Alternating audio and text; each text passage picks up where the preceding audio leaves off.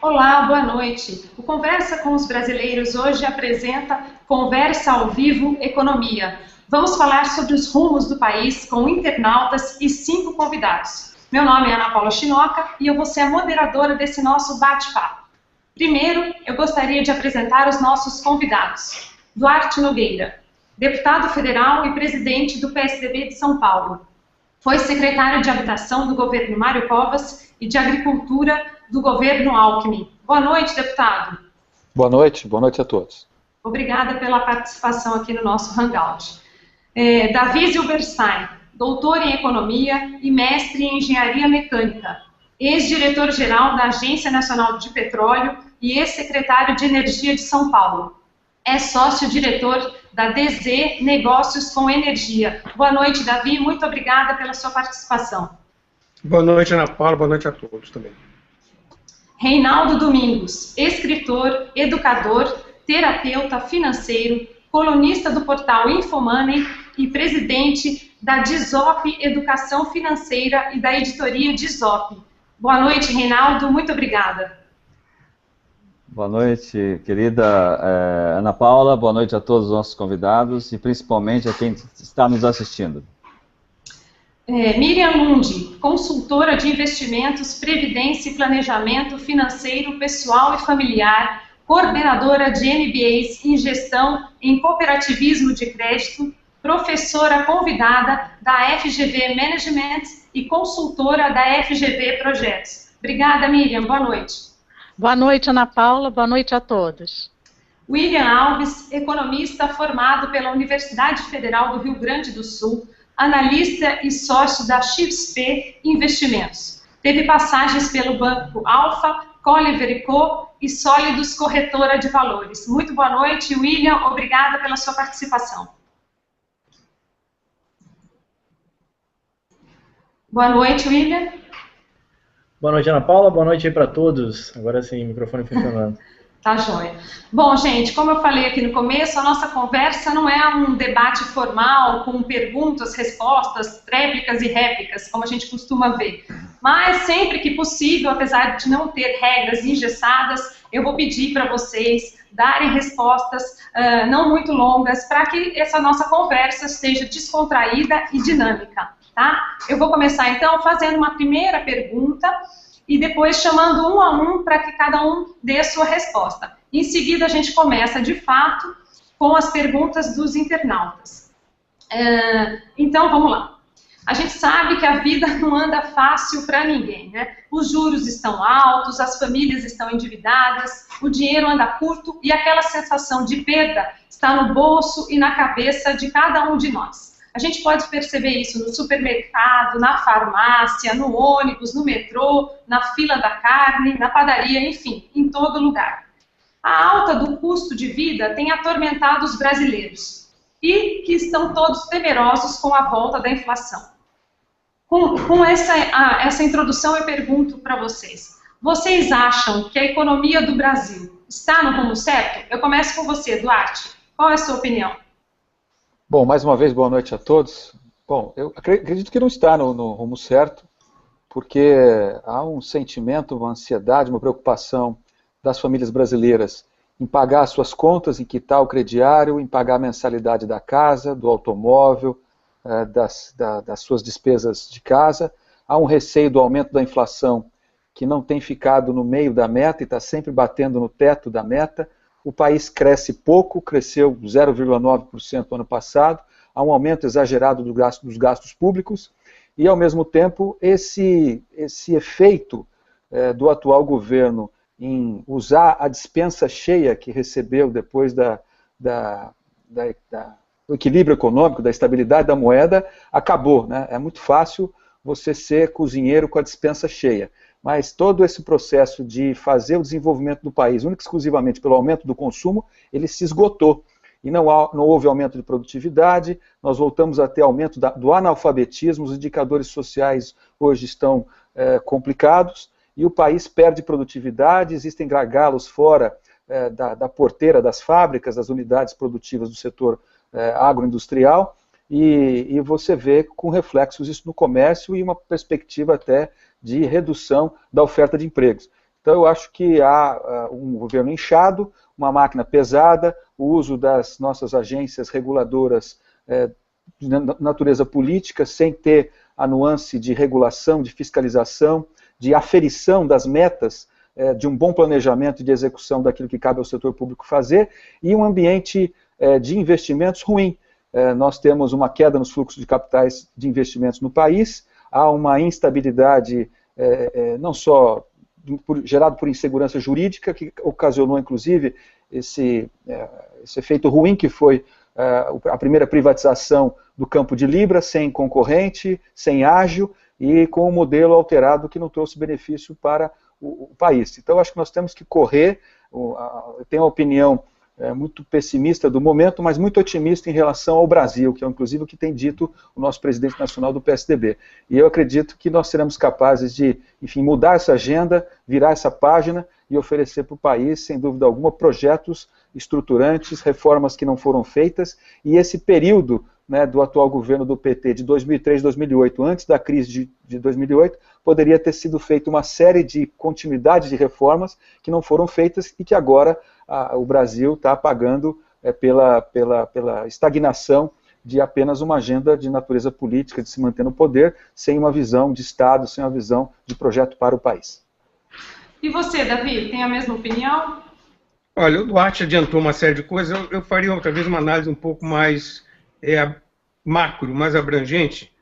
Primeiro que o que se nota, quando a gente fala de economia, a gente pode extrapolar o conceito que eu quero dizer agora, que o país é um país sem projeto. Quer dizer, é um país que não tem, não se sabe direito para onde está se mirando nesse país. Quer dizer, então, como tudo, no passado recente, o Brasil tinha uma proposta, tinha um projeto, que a alternância de poder faz parte desse processo, mas esse projeto foi quem, de alguma maneira, sustentou, como disse o Duarte agora, foi um pouco o meio de sustentação, foi uma boia que salvou um pouco um governo que há quase 10 anos no poder não teve nenhum poder de transformação efetivo da sociedade e que a gente não vê no curto prazo alguma coisa que possa acontecer. Eu acho que a questão do investimento, o governo não sabe se ele é carne ou se ele é peixe, ou seja, ele quer o investimento privado, mas, ao mesmo tempo, ele diz que não gosta de lucro.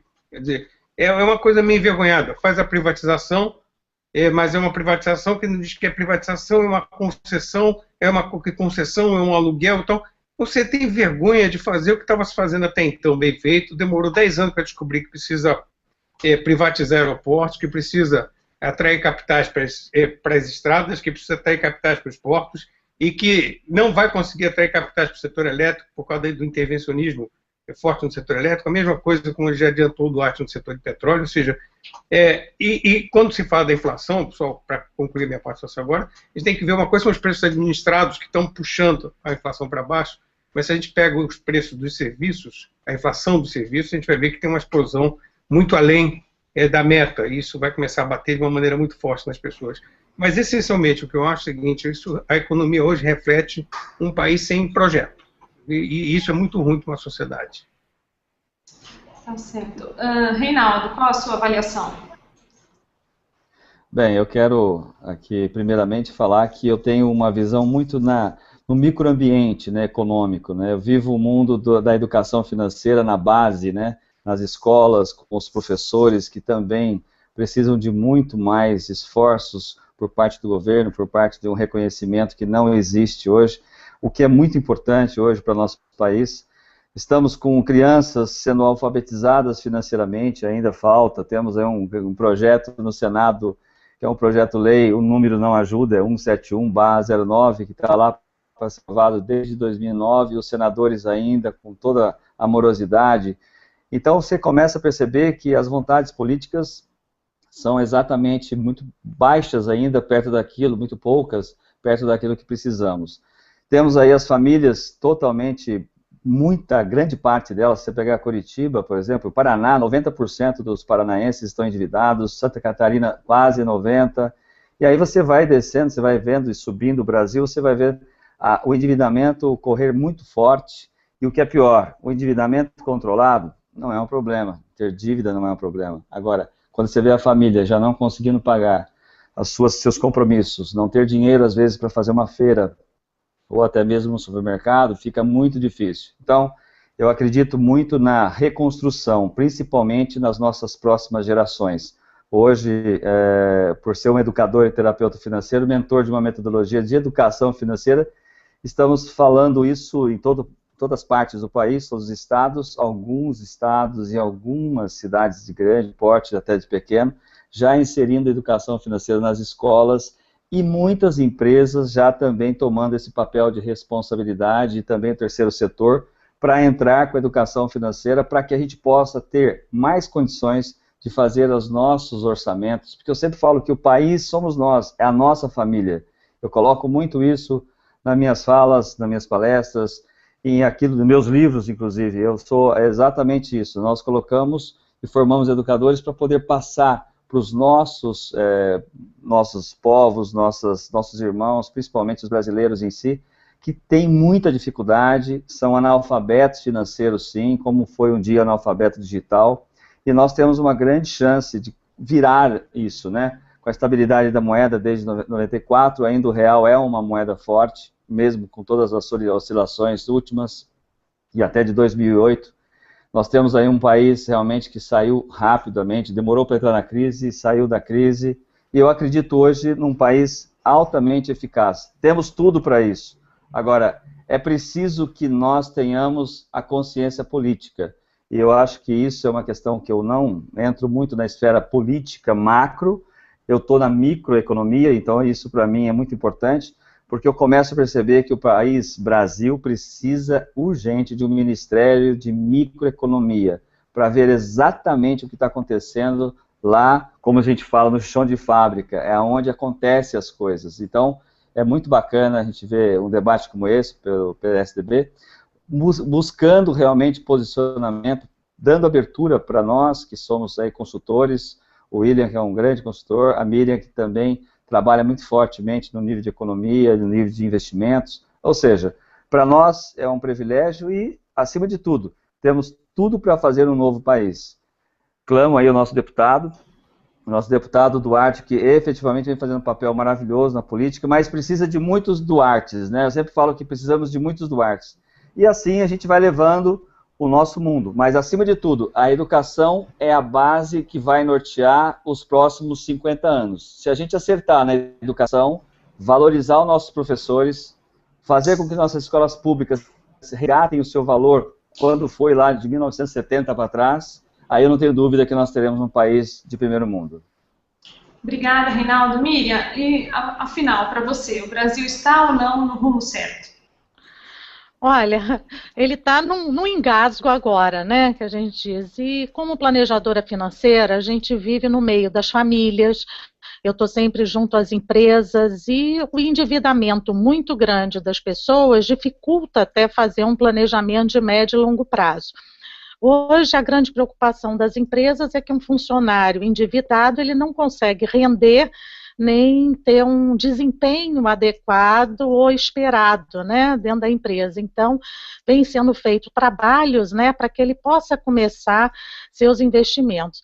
E as famílias, elas, por sua vez, também com muita dúvida de onde investir, do que fazer, como que eu vou fazer meu planejamento, quer dizer, num país onde a gente está vivendo momentos de muita interferência, né, interferência política, interferência nas empresas, investimento estrangeiro saindo do país, então isso restringe também a capacidade da gente investir. E aí, quando as pessoas começam a querer fazer um planejamento, leva aquele susto porque tem perdas, eu começo a ter perdas, eu começo a viver um ambiente de volatilidade, um ambiente que gera medo e que não contribui para o crescimento das pessoas.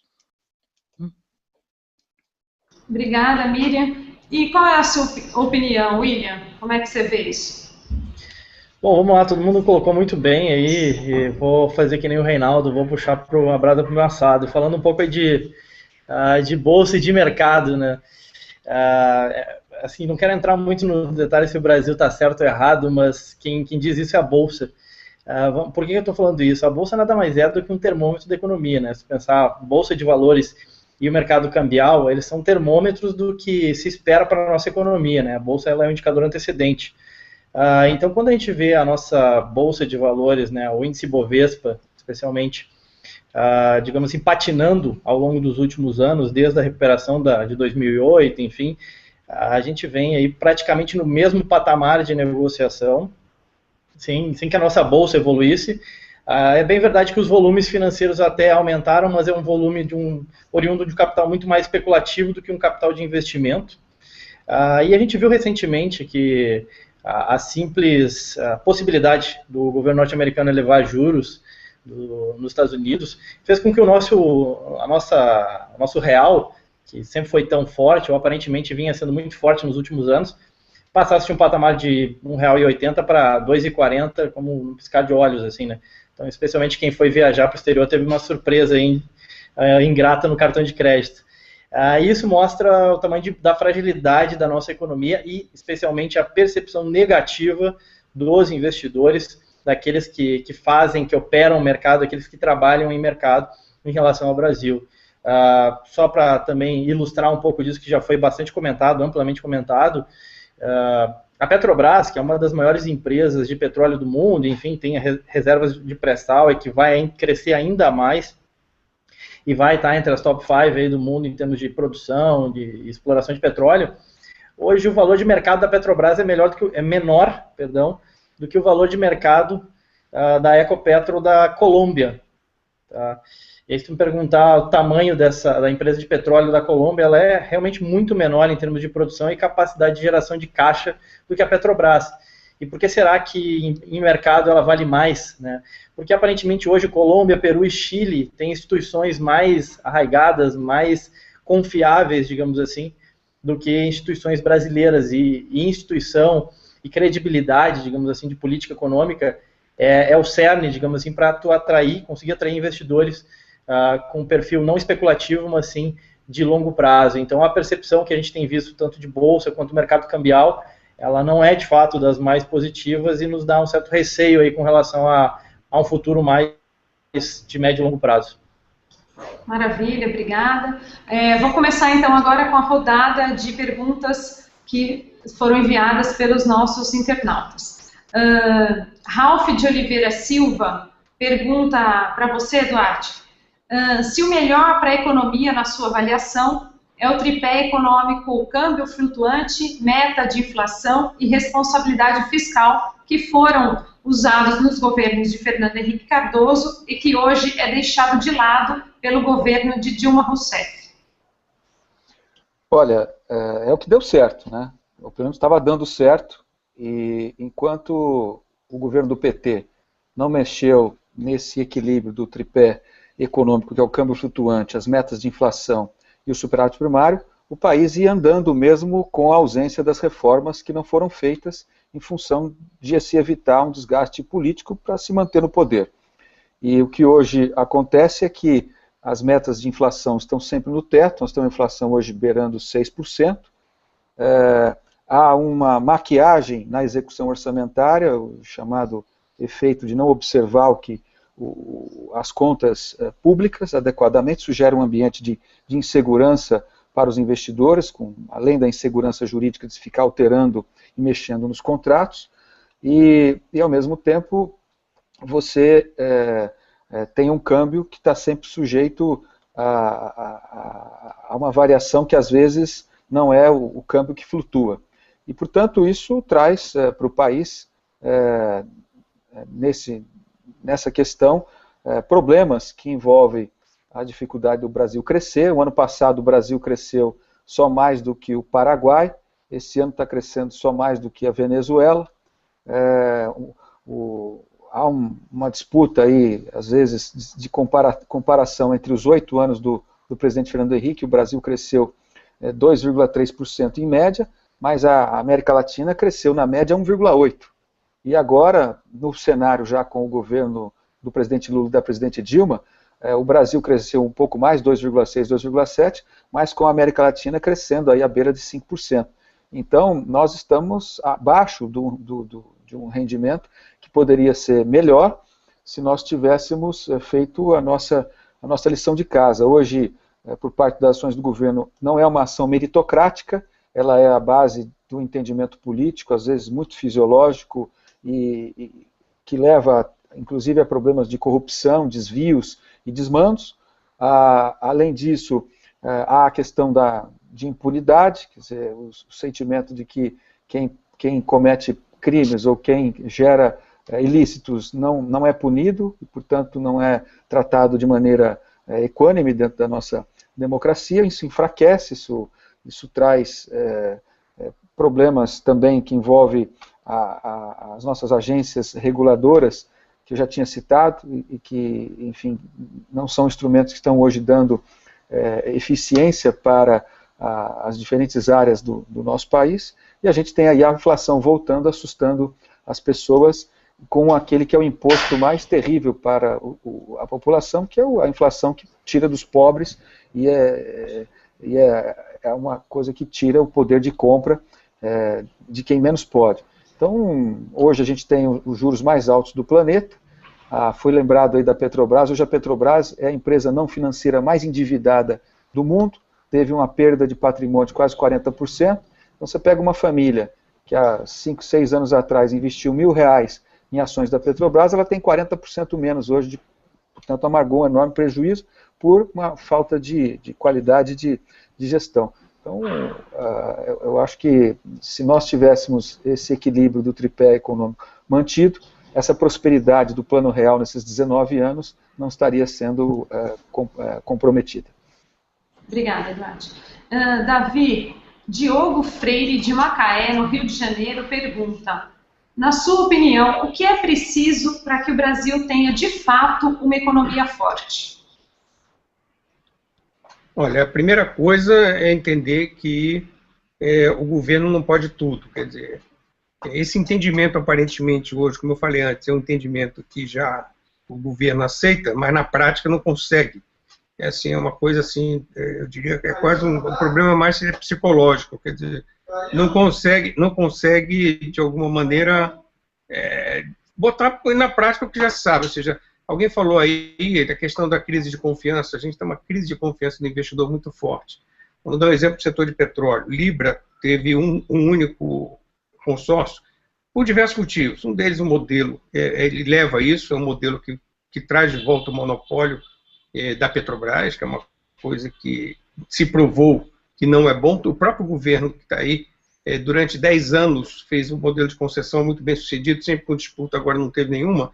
E só teve um porque as pessoas não estão confiando na hora de assinar um contrato de 35 anos, que vão ter que submeter a regras a ferro e fogo do Estado, não no mercado concorrencial de uma maneira transparente. Ou seja, o Duarte falou também das agências reguladoras, quer dizer, se tirou o que se tinha conquistado no passado, que além do respeito aos contratos, é que haveria estabilidade das regras e que essas regras seriam sempre respeitadas. Quer dizer, o intervencionismo ele vai no sentido contrário quando você quer atrair investimento. Ou seja, esse equilíbrio foi perdido, porque o Estado tem um papel muito importante na regulação da economia.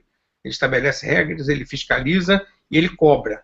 Agora, a partir do momento em que ele extrapola as suas atitudes, o capital hoje no mundo tem muita gente competindo com a gente. Eu estou dando exemplo da área de petróleo, que é a área que eu convivo mais. O mundo hoje mudou, o governo ficou 5 anos paralisado, sem fazer leilões. Nesses 5 anos perdeu milhares de oportunidades, e quando voltou agora, o mundo mudou. Tem um monte de gente que está oferecendo coisas tão boas, até melhores que o Brasil. O exemplo que o William levantou da Ecopetrol, não é que ele vai buscar um ganho maior. A empresa é menor, mas em função de gestão, em função de confiabilidade, ele vai buscar uma outra empresa que o produto é o mesmo, ele é muito menor que a Petrobras, vai ter uma rentabilidade maior. Então, o que eu acho que a gente tem que buscar de volta é esse equilíbrio entre o papel do Estado e o papel do investidor privado, seja nacional ou estrangeiro, e o resgate da confiança, que eu acho que ela está indo cada vez mais para o ralo, infelizmente. Tá certo. Reinaldo, Pedro de Fortaleza pergunta: como ele faz para equacionar o orçamento familiar, já que os preços nos supermercados estão tão altos e o salário dele continua o mesmo?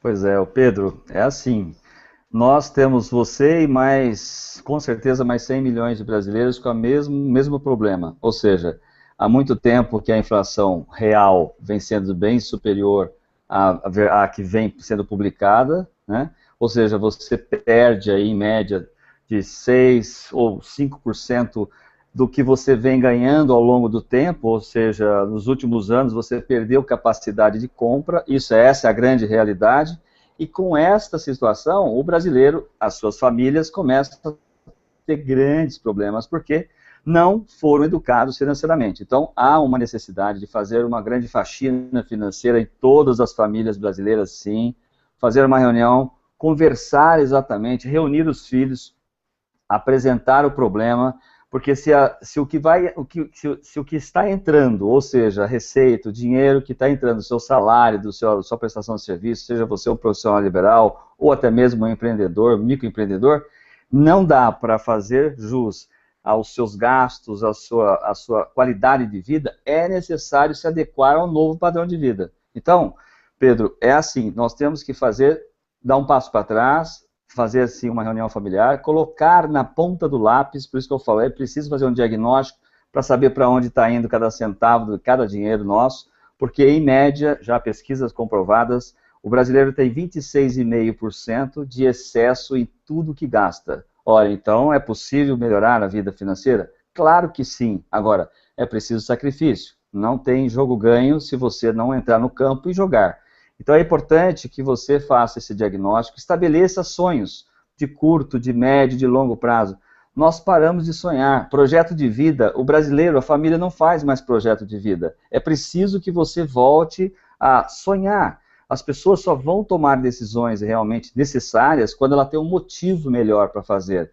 E nada melhor que os sonhos, objetivos, desejos. Então a família precisa sonhar a curto, a médio, a longo prazo. Nós estamos falando sonhar, inclusive, por uma aposentadoria sustentável, já que o INSS não nos dá condições e qualidade de vida. Dos mais de 29 milhões de brasileiros aposentados pelo INSS, beneficiários hoje, somente 1% são independentes financeiramente. Então, cabe a você fazer essa reunião, estabelecer as suas necessidades, as suas prioridades. E o orçamento do brasileiro precisa mudar. Não podemos continuar com aquele orçamento, o que ganha menos o que gasta, se sobrar aqui é lucro, prejuízo. Não. É necessário colocar primeiro o que ganha, sim, sempre, tirar para os sonhos, para o projeto de vida, para curto, para médio e para longo prazo, e aí achatar essa qualidade, esse padrão de vida que está, às vezes, muito acima desse ganho. E aí, com esse ganho sendo abaixo do que você gasta, dificilmente vai ter mágica. Então, não adianta ficar criticando também só o governo, nós precisamos fazer a nossa lição de casa. Eu acho que a grande economia passa pela microeconomia de cada casa, de cada residência, de cada família. Por isso, poupar significa ter objetivos claros para que você possa efetivamente realizar sonhos e desejos. Não acredito em mágica do governo, não acredito em nada do que possa vir de cima para baixo. Eu acredito na reconstrução, eu acredito na educação. Obrigada, Reinaldo. Miriam, o Gustavo Scherban escreve aqui que está comprovado o endividamento das classes médias e mais pobres da nossa população, que na avaliação dele isso ocorreu em razão da facilitação do acesso ao crédito. Mas ele quer saber como manter o poder de compra e, ao mesmo tempo, reduzir o número de endividados. Realmente, quer dizer, na hora, o que precisa, na verdade, como falou o Reinaldo, é um processo educacional, que você libera o crédito sem as pessoas estarem preparadas a buscar ou a pegar dinheiro, e você aumenta o prazo, cada vez dilui mais o prazo, 48 meses, 60 meses, 72 meses. Então, isso necessita de uma cultura. A gente saiu de um momento de muito curto prazo para agora trabalhar no longo prazo. Então, e é isso, quer dizer, na hora que eu vou me endividar ou crescer, a gente tem que ver, quer dizer, será que esse bem é um bem que eu preciso para o meu dia a dia?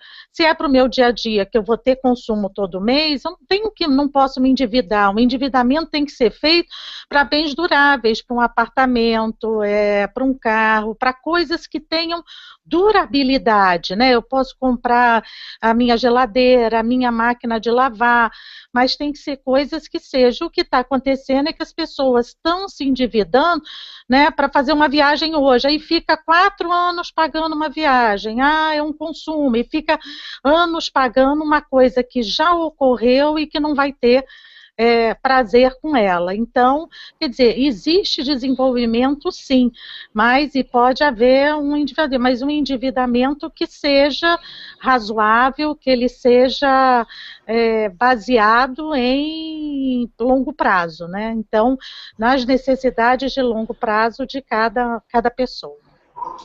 Maravilha. William, Hilda Maria quer saber por que o ministro da Fazenda, Guido Mantega, passou o governo todo fazendo previsões erradas sobre a inflação e a briga com o dólar nunca deu uma tranquilidade de fato para os brasileiros. Bom, vamos lá. O que se passa na cabeça do nosso ministro é sempre difícil, né? Uma caixinha de surpresas. Aparentemente, assim, o que a gente vê é que o debate hoje, infelizmente, o debate em teoria em política econômica, em teoria econômica, ele deixou de ser um debate de teoria econômica e ele é muito mais de ideologia, né? E isso é uma lástima, porque assim, não se deve discutir, digamos assim, ideologia. Foi falada aí a questão do tripé, que é fundamental, óbvio, que são instituições, digamos assim, que foram conquistadas no Brasil, aparentemente haviam sido conquistadas e que foram deixadas um pouco de lado, né, sob, digamos assim, com subterfúgio de que, não, a gente tem que promover um certo crescimento. Então o Banco Central hoje ele tem um mandato duplo ou triplo, enfim, de controlar câmbio, promover crescimento e, se der, quem sabe, controlar também a inflação. Isso é muito ruim, né, na verdade, retirar a autonomia de instituições importantes e simplesmente com um argumento muito mais ideológico do que pragmático de teoria econômica. Eu lembro que assim, esse questionamento, essas discussões quase que ideológicas, eu tinha 10 anos atrás, no início da minha faculdade. Então, ao passar do tempo que a gente vai estudando um pouco, a gente vai vendo que teoria econômica ela tem um pouco de pragmatismo, tá? E isso foi abandonado de lado. Então, assim, infelizmente, isso é muito ruim, de novo, sob o aspecto da confiança, né? Quando o ministro da Fazenda fala e poucas pessoas dão crédito a ele, ou os investidores dão pouco crédito, ou ainda, né, o que ele mais consegue fazer é gerar uma volatilidade muito grande em mercado, isso é muito ruim para um país como um todo. E por que quando eu falo volatilidade, né, enfim, parece um termo de mercado financeiro, volatilidade nada mais é do que incerteza, né? Os agentes colocam isso no preço dos ativos. Como eles não sabem o que pode vir daqui para frente, e as coisas não são claras, não existe uma política bem definida, os agentes acabam especulando para ambos os lados, apostando que o dólar pode subir, que o dólar pode cair, porque de fato não existe uma postura bem clara e bem definida, tá? Então, basicamente, o que a gente tem visto hoje, né, e isso é muito ruim até, obviamente, no âmbito das famílias, apertei aqui o botão, no âmbito das famílias, né, qualquer tipo de incerteza, qualquer tipo de indefinição para fazer um planejamento financeiro é horroroso, que dirá para um empresário que está pensando se assume um empréstimo ou não de, 200 milhões de reais para investir numa nova planta, de celulose, por exemplo, ou para um novo frigorífico, enfim. Então o empresário sente, ou mesmo o investidor de longo prazo, né, estrangeiro, por que ele vai investir em ações da Petrobras, que vai ter que explorar um pré-sal com regras bastante questionáveis, ao passo que ele pode investir, que nem a gente comentou aí, o Davi falou muito bem, numa empresa menor, mas que vai entregar mais retorno na Colômbia, onde as instituições aparentemente se mostram muito mais firmes, né? Então, assim, parece que o debate ele deixou de ser acertar ou não o câmbio, acertar ou não a inflação. Ele é muito mais ideológico, é muito mais crença, e aí em crença fica difícil discutir, né? Vamos lá. Gente, vamos para a nossa segunda rodada de perguntas. E o Anderson Brito, de Redenção, no Ceará, pergunta para você, Duarte, quais as propostas do PSDB referentes aos ajustes na economia brasileira? Bom, Anderson, pergunta muito interessante, e antes de respondê-la, eu queria fazer uma observação pela análise inteligente do William. Se o ministro Mantega ao invés de ministro da Economia, fosse funcionário do sistema de meteorologia, já teria sido demitido, dada os erros insistentes nos prognósticos aí da inflação. Me parece que é muito mais uma torcida do que uma análise econômica mais acurada que o ministro tem feito. E concordo que o viés ideológico sempre atrapalha aquilo que tem que ser decidido à luz do interesse público, com transparência e com tecnicidade. Não adianta envolver essa questão ideológica. O Brasil precisa fazer o que as nações desenvolvidas fazem, é aplicar corretamente o dinheiro do contribuinte, o dinheiro dos impostos, de maneira eficiente, com planejamento, fixando as metas de médio, curto e longo prazo, e trabalhando com indicadores de que essas políticas estão sendo acertadas ou não, que elas estão cumprindo os prazos ou não. Utilizar instrumentos meritocráticos, ou seja, valorizar as pessoas por desempenho, e aqueles que não estiverem tendo o desempenho adequado, rever o que eles estão fazendo. Criar conceitos de governança corporativa, sobretudo para as empresas públicas, diferente do que está sendo feito, que é o aparelhamento do Estado para atender interesses partidários. Isso joga para baixo o resultado da eficiência das políticas públicas. Vejam que, depois de décadas, o Brasil teve, segundo a Pesquisa Nacional por Amostragem de Domicílios, a volta do declínio do analfabetismo, ou seja, o analfabetismo aumentou no Brasil quando, depois de anos a fio, ele vinha diminuindo. Isso é um indicador péssimo, porque a educação é a base principal para a formação dos cidadãos de uma nação, para a construção dessa própria nação. Então, eu acho que as políticas públicas passam por uma transparência, um bom planejamento, meritocracia nos quadros, redução da estrutura da máquina nas atividades meio, concentração na educação, concentração nos serviços sociais e parceria com a iniciativa privada. Não ter medo de fazer concessão, privatização, parceria público-privado, porque o mundo todo deu certo, onde deu certo, porque não haver conflito entre o público e o privado, mas haver sinergia para que a população seja a maior beneficiada, para que a gente possa não só ser competitivo dentro da porteira, mas principalmente depois da porteira. Vou citar um exemplo, dada a eficiência do Brasil na área do agronegócio. A gente produz a tonelada de soja lá no Mato Grosso, a 60, 65 reais a saca. Só para transportar até o Porto de Santos custa 120 reais. Para sair do Porto de Santos até levar na China, o nosso principal comprador, 60 reais. Então é metade o frete marítimo e o dobro o frete interno para sair da fazenda, da unidade produtiva até o porto. Alguma coisa está errada e é aí que a gente perde e o Brasil fica caro, fica pesado. O Brasil ficou caro antes de ficar eficiente e produtivo. Davi, Pedro Henrique Diniz pergunta: se conter gastos estatais e segurar os impostos não é mais eficiente do que simplesmente injetar crédito e baixar a taxa Selic? Desculpa, eu perdi o final da pergunta. Vamos lá, sem problemas, vamos lá. O Pedro Henrique Diniz pergunta: se conter os gastos estatais e segurar os impostos não é mais eficiente do que simplesmente injetar crédito e baixar a taxa Selic? Olha, com certeza, primeiro um governo eficiente, né, que ele justifique o que ele arrecada.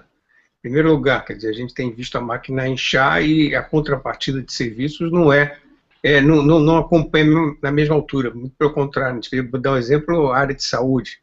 Então, o que o governo precisa, como também o Duarte, ele precisa dizer assim: eu vou focar a minha atuação. O governador Mário Covas, ele dizia que existem atividades indelegáveis do Estado. Então, segurança pública, saúde, educação, Receita Federal, polícia, fronteiras, exército, diplomacia, tudo isso aí é inquestionável, é papel do governo.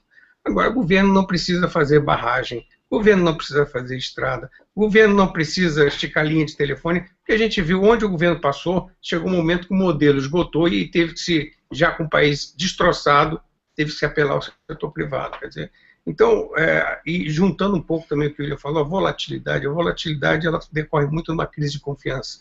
E o investidor que quiser vir ao Brasil, ele vai dependendo do grau de confiança que ele tiver, ele vai querer mais ou menos o que a gente chama de taxa de retorno, ou seja, o investimento dele tem que ser, dar um resultado maior, porque o risco é maior. Se a gente reduzir o risco, a gente vai ter tarifas de pedágio mais baratas, vai ter petróleo tirado em condições melhores e com mais atração do que a gente tem hoje, vai ter equipamentos de telefonia melhores. O que hoje está acontecendo no Brasil é que para vir para o Brasil, comparando com outros países, está mais arriscado.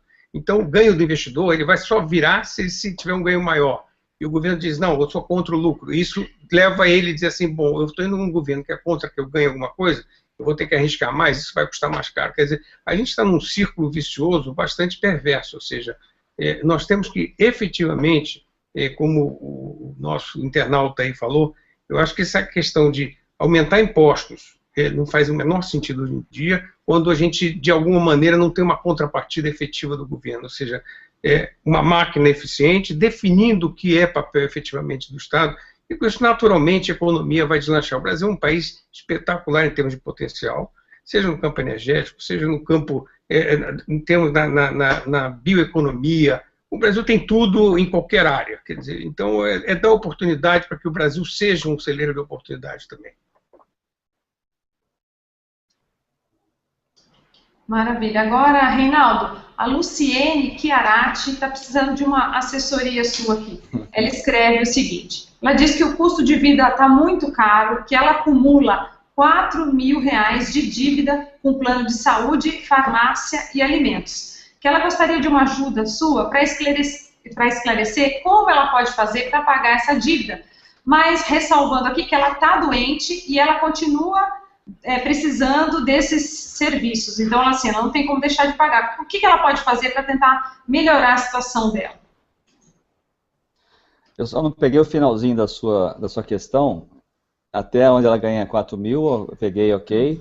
Depois disso ficou muito ruim o som. Podia repetir o final? Claro, vou repetir tudo. Ela escreve o seguinte, ela fala que o custo de vida está muito alto, está muito caro, e que ela está com uma dívida de R$4.000 com o plano de saúde. E ela também está tendo muitos gastos com farmácia e alimentos. Aí ela pede o seguinte, gostaria de uma ajuda sua, Reinaldo, para esclarecer como eu faço para pagar essa dívida, sendo que eu estou doente e continuo precisando dos referidos acima. Olá. Oi, conseguiu entender agora? Ela não ganha 4.000, ela está com uma dívida de 4.000 com o plano de saúde, está doente, está tendo muito gasto com farmácia e ela precisa de uma ajuda sua. O que ela pode fazer? Bom, em primeiro lugar, nossa querida Luciene precisa realmente rever o seu padrão de vida, o seu momento vivido. Eu sempre coloco, inclusive no meu livro Livre-se das Dívidas, eu coloco que é preciso que você faça uma parada técnica, é mais ou menos assim, ó, para tudo, calma, respira, né? Precisa ter calma nessa hora, vai falar calma para uma pessoa que está, primeiro, mais doente, segundo, está sem dinheiro, com dívidas. Às vezes é preciso parar, refletir, rever como você está fazendo com o seu dinheiro que entra, o seu dinheiro que sai. Às vezes você não está empregada, se existe algum recurso, se é casada ou não é casada, se o marido trabalha ou não trabalha, se mora com os pais. Todos esses requisitos são necessários para que possamos realmente ajudar a Luciene. Eu até deixo depois a condição dela passar para nós, para que a gente possa realmente fazer alguma coisa mais direta, objetiva, porque nós somos só seres humanos semelhantes, mas nós somos totalmente diferentes um do outro. Então não dá para falar simplesmente com essa meia dúzia de informações, que é importante sim. Mas o que eu posso recomendar de imediato é uma parada técnica. É preciso fazer realmente um diagnóstico rápido, ou seja, verificar o que é possível ser pago e o que não é possível ser pago. Às vezes, infelizmente, a gente tem que falar isso. Devo, não nego, pago como e quando puder. Não dá para pagar. Se eu não tenho receita que provém do meu trabalho, eu estou sem trabalho, é hora de buscar o credor e falar a verdade para ele. Às vezes as pessoas falam assim, mas o que é isso? Isso é educação financeira? É assim, educação financeira é quando você se coloca diante de uma pessoa, se coloca diante de uma situação e fala a sua verdade. As pessoas precisam, e geralmente o credor vai entender, olha, eu estou numa situação que eu não tenho trabalho, estou doente, está acontecendo isso ou aquilo. A verdade sempre será ouvida. Então, às vezes, o credor vai ter que esperar sim, é uma necessidade para você retomar as rédeas da sua vida financeira. De nada adianta sair fazendo acordo, pedindo mais um empréstimo aqui, outro ali, pedindo para o amigo ou para o parente, para que você possa cobrir uma situação que ela não vai ser resolvida na sua causa. É preciso que nossas famílias, e em especial aqui no caso da Luciene, que representa aí, com certeza milhões de brasileiros que estão nessa situação, é preciso a gente resgatar a verdade, o eu financeiro. Se o meu eu financeiro não estiver legal, não está dando para pagar, então eu vou assumir uma situação de inadimplente sim. Porém, com a proposta de fazer uma retomada. Então, é importante, primeiro, se curar, né? Saúde é fundamental. Se você não tem saúde física, fica muito difícil. Ela afeta também todos os órgãos ou todas as vertentes da sua vida. Eu falo em saúde física, mental, espiritual e também agora da saúde financeira. E quando falta dinheiro para muitas frentes. Então você acaba tendo problemas em todos os níveis da sua saúde e em questões gerais. Então é preciso ter paciência, calma, fazer realmente uma retomada do padrão de vida. É preciso, vai passar por sacrifício sim, buscar todas as possibilidades de ordem pública, principalmente mesmo com a saúde ainda debilitada com relação aos nossos hospitais. A saúde pública ela não é das melhores, mas se você procurar, você vai encontrar lugares bacanas também. Então, não tem como você simplesmente abandonar o barco, não. Tem que fazer frente aos problemas, resolver cada um deles, e alguns deles vai ter que deixar para depois. Quando você retomar a sua saúde, a sua capacidade de compra, a sua capacidade de pagamento, aí sim, Luciene, você vai ter que fazer o quê? Procurar esse credor e propor um acordo. Cuidado, eu sempre falo, esses acordos que vêm acontecendo, essas feiras de pagamento de dívidas e tudo mais, 75%, 80% das pessoas que fazem um acordo lá precipitadamente, no ano seguinte ela está do mesmo problema, ou seja, ela não combateu a causa, e sim o efeito. Então, todo cuidado é pouco, assumir o seu real, o seu verdadeiro eu financeiro é o grande segredo, e aí sim estará no caminho para resolver e criar a sustentabilidade financeira que tanto precisamos no nosso país. Tá certo. Miriam, a Mariana de Salvador está numa situação um pouco melhor que a da Luciene. Ela diz aqui que ela está conseguindo, com muito sacrifício, guardar todo mês R$150, mas que ela não sabe qual a melhor forma, investir onde? Na poupança, apesar das mudanças que o governo fez no ano passado, o que ela faz com esse dinheirinho que ela está conseguindo guardar todo mês? Quer dizer, é muito bom ela estar conseguindo guardar esse dinheiro e, quer dizer, quando a gente tem pouco dinheiro, está começando, a poupança ainda é o ideal. Então, só dá para pensar em novos investimentos em alguma coisa depois que ela tem mais. E agora é muito importante que ela defina o que ela quer. Esse dinheiro é para quê? É para ela comprar um apartamento, é para ela comprar um carro. Então, é muito importante que ao juntar o dinheiro, a gente nomeie ele. Para que eu estou juntando e onde que eu quero chegar. E aí começa na poupança, que é uma boa, mesmo com a mudança da regra, voltou-se a regra antiga, então hoje está TR mais 0,5% ao mês, então dá para fazer. E se quiser juntar mais, a grande dica que a gente dá é o seguinte, hoje o mundo pede a gente para comprar demais, então a gente sai o tempo todo, é telefone que a gente troca todo ano, é televisão, é tudo. Então nós precisamos ser mais criativos na hora de lidar, ou seja, a gente tem que segurar um pouco os impulsos e também trabalhar um pouco mais socioeconomia solidária, que é o que a gente chama fazer troca entre as pessoas, ser estimulado, que a gente troque serviços, que a gente ajude uma pessoa e ela ajuda a gente no que a gente precisa. Então, porque senão, realmente, todo mundo vai ter dificuldade para juntar dinheiro, porque a demanda é muita, a gente sempre quer, a gente tem facilidade e quer fazer tudo. Então, precisamos, então, trabalhar com mais criatividade. Tá certo. William, o Ricardo Fernandes, de Boa Vista, em Roraima, diz aqui que o que mais entristece é ele saber que os R$100 que ele tem hoje não vão ter o mesmo valor amanhã. De uma maneira didática, como é que você pode explicar para ele como é possível controlar o dragão da inflação?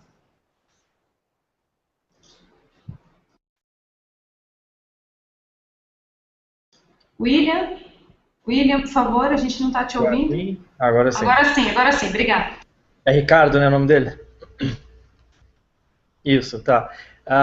Bom, acho que a questão da proteger o seu capital é fundamental. Hoje em dia, na verdade, a poupança ela é um mecanismo muito mais de proteção, de fato, de capital do que de remuneração, de retorno sobre o investimento, né?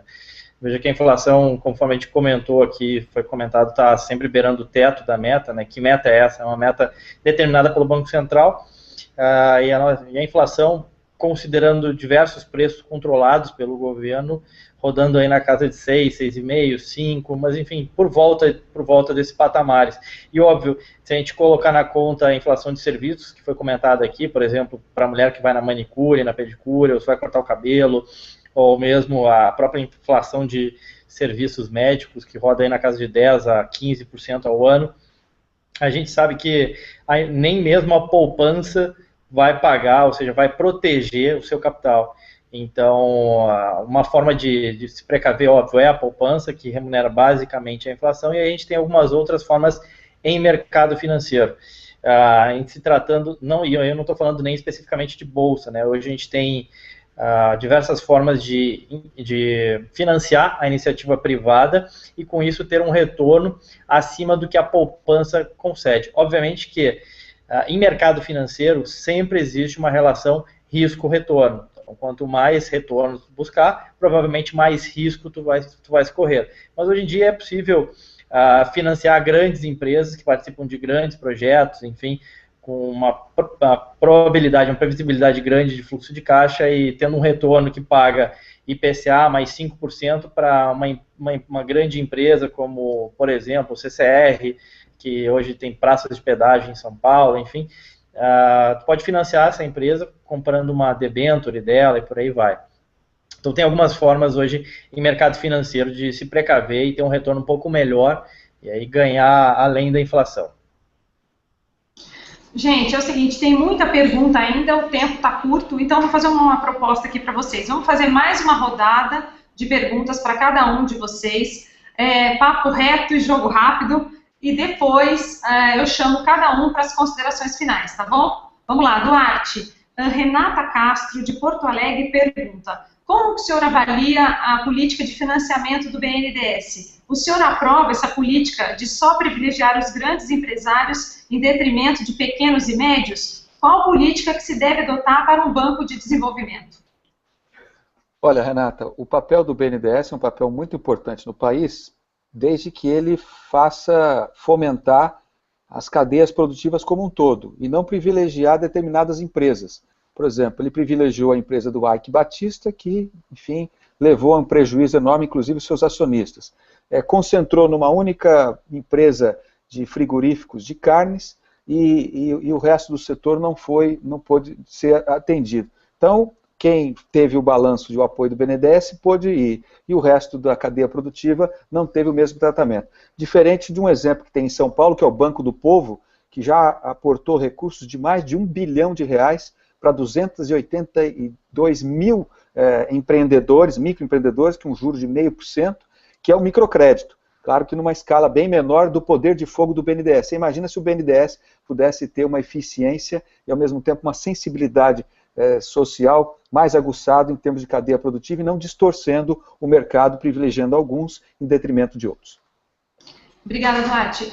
Davi, Oswaldo Silva, de Taubaté, no interior paulista, quer saber como o senhor avalia o PIB do Brasil se comparado aos demais países da América Latina. Olha, o PIB é uma das referências, né? A gente não pode usar o PIB como sendo o principal indicador, mas se a gente compara, o PIB brasileiro, o Duarte falou isso antes, o PIB brasileiro tem tido um crescimento, e a gente tem que sempre relativizar, dizendo que quem cresceu mais ou quem cresceu menos, a gente está crescendo muito menos do que os da América Latina e muito, muito menos comparado com os outros países emergentes. Quer dizer, já existem propostas de tirar o B do BRICS, porque o Brasil não tá indo no mesmo trem, digamos assim, que os outros países emergentes, principalmente. Quer dizer, o Brasil é um país de crescimento, o PIB, no caso, refletindo o crescimento, de baixa qualidade, ele está andando, ele está estagnado, sempre que se começa com perspectivas enormes, quer dizer, de PIB, vão crescer 4, 5, quando a gente vê 2, ano passado foi menos de 1, esse ano já começou em 4,5, nós já estamos em 2 alguma coisa, quer dizer,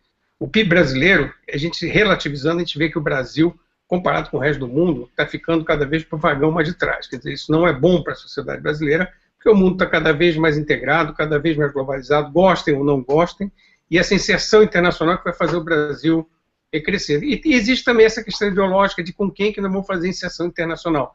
Aí a gente vai ter mais problemas porque a gente fica carregando também quem não deve. Enfim, o PIB brasileiro ele vem sendo muito ruim comparado principalmente com nossos competidores, nossos vizinhos e países com que a gente deveria se mirar para poder ter uma postura de relativização do nosso crescimento. Tá certo. Reinaldo, o Rodrigo Souza, de João Pessoa, pergunta rapidinho: vale a pena entrar no cheque especial para pagar uma dívida de cartão ou o senhor sugere que ele pague o valor mínimo da fatura? O que ele faz? Ele está confuso. Rodrigo, não vale a pena usar o cheque especial para pagar a fatura do cartão de crédito. Busque um crédito pessoal, busque um crédito se você tem uma empresa que trabalha para ela, crédito consignado, enfim, até mesmo um parente pode ser uma opção, mas nunca o cheque especial. Se possível, nem o tenha. Tá joia. Obrigada, Reinaldo. Miriam, a Arminda, de Curitiba, quer saber como ela faz para manter o carrinho do supermercado cheio, sendo que os preços subiram tanto. Você tem alguma dica na hora das compras? Tenho sim. O que eu tenho feito com as pessoas? Antes de ir para o supermercado, veja na sua região quais são exatamente os supermercados que tem e pegue na internet os preços dos produtos e monta o cardápio da semana. Você tem que fazer compras por semana, não acumular demais ou comprar demais que você não vai usar. Então você vê quanto você vai gastar, divide em 4 semanas e naquela semana você já vai ao mercado com tudo programado. Tá? Então essa é a melhor dica que eu posso dar e dá certo, você consegue reduzir aí um bocado. Essa também vou adotar, viu, Miriam? William, Walter Mello de Brasília quer saber, em época de preços altos, quais são os itens que uma família pode abrir mão? Na hora de cortar ali, qual que é o primeiro item que pode cair fora, digamos assim? Poxa, pergunta complicada, não é muito meu meio de campo, assessoria, planejamento familiar, mas enfim, é supérfluo, né, assim, obviamente que deixar de lado um pouco o lazer, ou pelo menos planejar melhor o lazer é uma boa opção, e conforme a Miriam comentou, na verdade fazer pesquisa de preço ela é fundamental, né, hoje em dia o brasileiro ele não faz pesquisa de preço para muita coisa, né? Ele até faz para o supermercado, mas, por exemplo, quando ele vai ao banco e investe pagando uma taxa de administração exorbitante de fundos de investimento que o banco oferece para ele não está fazendo uma pesquisa de preço, tá? E isso acontece em diversas esferas. Então, fazer pesquisa de preço nos traz uma surpresa muito grande, por incrível que pareça. A gente sempre fala isso, de novo, eu estou falando um pouco mais de investimento, né, mas em supermercado, em serviços, cabeleireiro, que nem eu já comentei, enfim, isso é sempre muito presente. E investimentos também, né, os produtos financeiros hoje em dia oferecidos por bancos, normalmente eles cobram taxas abusivas, tá, comparativamente a outros produtos de gestoras independentes, de corretoras de valores e por aí vai. Então, acho que, de fato, assim, obviamente, cortar o supérfluo, cortar talvez aquela saída, enfim, aquele cinema é importante e fazer a pesquisa que conforme a Miriam comentou. Tá, joia. Obrigada. Gente, infelizmente nós estamos chegando ao final do nosso hangout, nesse bate-papo gostoso aqui. Vamos encerrar com as considerações finais de cada um de vocês. A gente tem pouquíssimo tempo, mas eu queria uma breve palavra de cada um sobre o que o governo e os brasileiros precisam de fato fazer para fechar essas contas. Gente, Duarte Nogueira, por favor. Obrigada mais uma vez. Bom, obrigado a todos, parabéns Ana Paula, a todos os que participaram conosco desse hangout e a todos os internautas. Não existe milagre, não existe salvador da pátria, nenhum Messias vai aparecer para nos salvar. O Mário Covas dizia que o povo nunca erra, o povo sempre acerta desde que ele tenha todas as informações. A sociedade brasileira precisa ser mais bem educada, ter acesso a todos os serviços públicos, se possível, de qualidade, para que, com uma boa formação individual e familiar, a gente possa fazer as escolhas certas. E governar é escolher, e escolher em cima de bases de eficiência, meritocráticas, com qualidade, e aquilo que acabou de ser colocado. Você tem que priorizar o que é mais importante. Não dá para resolver tudo de uma vez. Austeridade, honestidade e transparência total. Não há melhor desinfetante do que a luz do sol e a transparência nos atos do que é público. Obrigada. Davi, suas considerações finais e, mais uma vez, obrigada pela presença. Eu que agradeço, cumprimento a todos que participaram do debate e quem está do outro lado, que a gente não está vendo, que também nos dá muita alegria. Agora, o que eu queria dizer é o seguinte, o que eu acho que está faltando, enfim, de uma maneira geral, é as pessoas acreditarem, primeiro, na capacidade de empreender da sociedade brasileira, na capacidade de apreensão da sociedade brasileira, de transparência, como falou Duarte, na questão dos gastos públicos, e parar, eu acho que hoje a gente tem que parar de ser envergonhado de dizer o que a gente é, o que a gente quer dizer, no fundo, existem coisas hoje que o bom senso supera a ideologia, o bom senso supera dogmas econômicos ou políticos, quer dizer, já existem fórmulas treinadas, nem tudo é certo, nem tudo é errado, mas falta bom senso nesse momento. Eu acho que o Brasil precisa, e a economia ela vai refletir a qualidade de vida, a felicidade de um país. Quer dizer, a gente tem que tomar cuidado que o que se imagina hoje, de alguma maneira, é um santo muito frágil, de barro, que a gente tem aqui e que tem que tomar cuidado com isso. O que eu queria dizer, para concluir essencialmente, é que tem que trazer gente, brasileiros ou pessoas que acreditem no Brasil, pessoas que sejam capazes de fazer a nossa economia crescer de uma maneira saudável, consistente, com qualidade, que dê oportunidade de emprego e trabalho para todo mundo, de uma maneira com mais educação, com mais satisfação, com mais alegria, e uma sociedade que acredite principalmente que o futuro está garantido, que hoje eu tenho, infelizmente, eu não sou muito otimista em relação a isso não.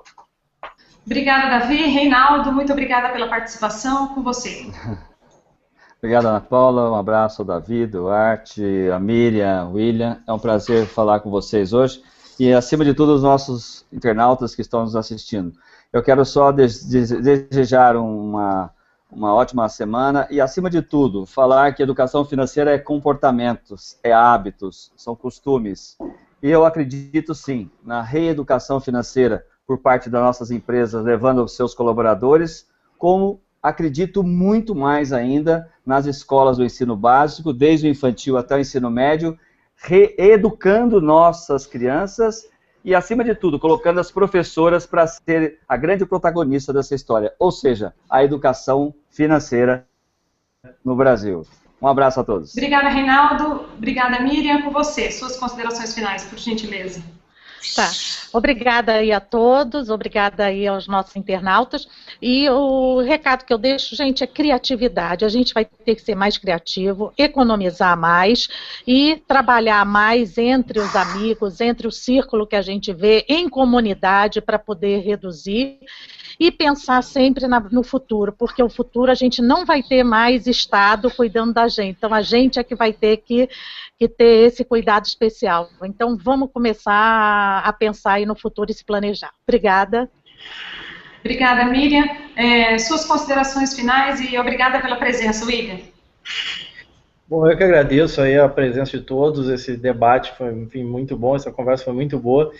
Eu sou bastante otimista com o Brasil, acredito realmente muito no potencial desse país, acredito que a nossa bolsa pode ir para 100 mil pontos, pode dobrar de valor, acredito nas empresas, a gente vê no empresariado brasileiro diversas figuras de muita credibilidade, inclusive internacional, e com muita capacidade de executar projetos ambiciosos, de tirar esse país, digamos assim, de um atraso que ele veio vivendo. Obviamente que para isso ser realidade, a gente só precisa que essas pessoas não sejam atrapalhadas, né? Ou seja, a gente tem que deixar realmente o empresário investir, o empresário lucrar. A gente tem que parar com essa falácia ou achar que lucro é uma coisa ruim, que o empresário ele explora o trabalhador. Ele não explora, pelo contrário, ele dá oportunidade, ele dá crescimento, ele dá emprego, ele gera renda, e isso é força motriz de uma economia saudável, capitalista, e não, obviamente, um Estado condutor de todo esse processo de crescimento. Então, acho que isso é fundamental para as instituições financeiras,